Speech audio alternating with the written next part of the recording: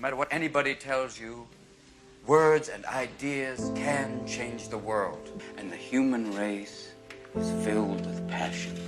And medicine, law, business, engineering, these are noble pursuits and necessary to sustain life. But poetry, beauty, romance, love, these are what we stay alive for. That you are here. That life exists and identity. That the powerful play goes on and you may contribute a verse. What will your verse be? Why can't we treat death with a certain amount of humanity and dignity and decency and, God forbid, maybe even humor? Death is not the enemy, gentlemen.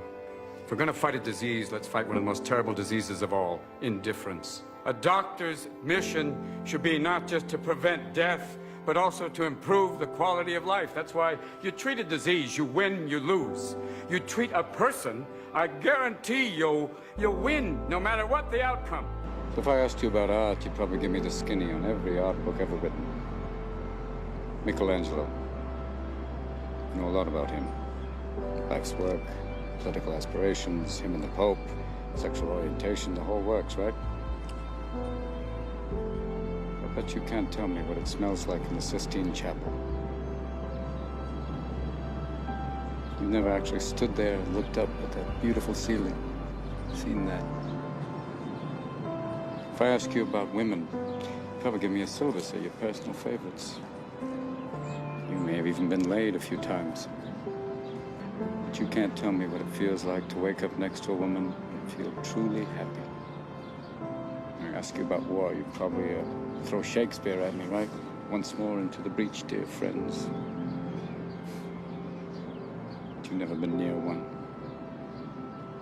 You've never held your best friend's head in your lap. Watch him gasp his last breath, looking to you for help. I ask you about love, probably quote me a sonnet. But you've never looked at a woman and been totally vulnerable. Known someone that could level you with her eyes. Feeling like God put an angel on earth just for you. Who could rescue you from the depths of hell. And you wouldn't know what it's like to be her angel. To have that love for her be there forever. Through anything. Through cancer. And you would know about sleeping sitting up in a hospital room for 2 months, holding her hand, because the doctors could see in your eyes that the terms visiting hours don't apply to you. You don't know about real loss, because that only occurs when you love something more than you love yourself. I doubt you've ever dared to love anybody that much. You know, as we come to the end of this phase of our life, we find ourselves trying to remember the good times and trying to forget the bad times. And we find ourselves thinking about the future. We start to worry, thinking, what am I going to do? Where am I going to be in 10 years? But I say to you, hey, look at me. Please, don't worry so much. Because in the end, none of us have very long on this earth.